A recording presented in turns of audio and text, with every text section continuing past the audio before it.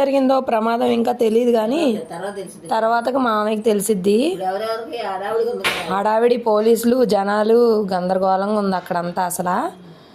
కానీ మనుషులు లేరు, పగలవడం మంచిదైంది. అదే సాయంత్రం 5-6 నుంచి అయితే బాగా జనాలు ఉంటారు, ఇబ్బంది అయిపోయేది.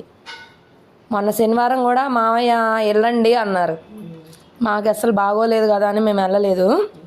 అసలు ఈ పక్షులన్నీ చచ్చిపోయినాయి రకరకాల.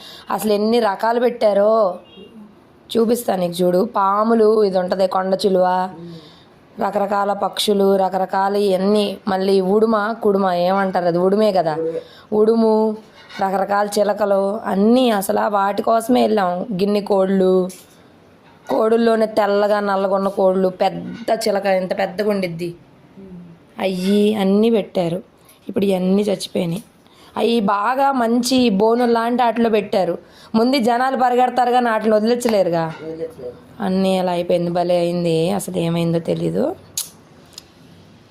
ఏంటో ఇవన్నీ అలా అయిపోయింది. జనాలు కూడా బాగా వెళ్ళారు. అంటే నీళ్ళల్లో అలాగా అమ్మాయి అలా నీళ్ళల్లోనే ఉంటుంది అమ్మాయి అంతసేపు.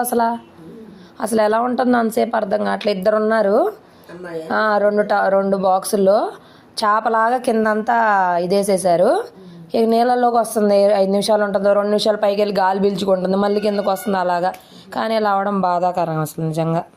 ఏంటో వాళ్ళకి ఫోన్ వచ్చింది కదా ఇలాగా అగ్ని ప్రమాదం అయిందని, వెంటనే వెళ్ళుంటారు చూడడానికి. ఇక్కడే మనం అదివరకు భవానీపురం ఇంట్లో ఉన్నామే, ఆ భవానీపురం వెళ్ళే దారిలో రోడ్డు మీదే, మెయిన్ రోడ్డు మీదే.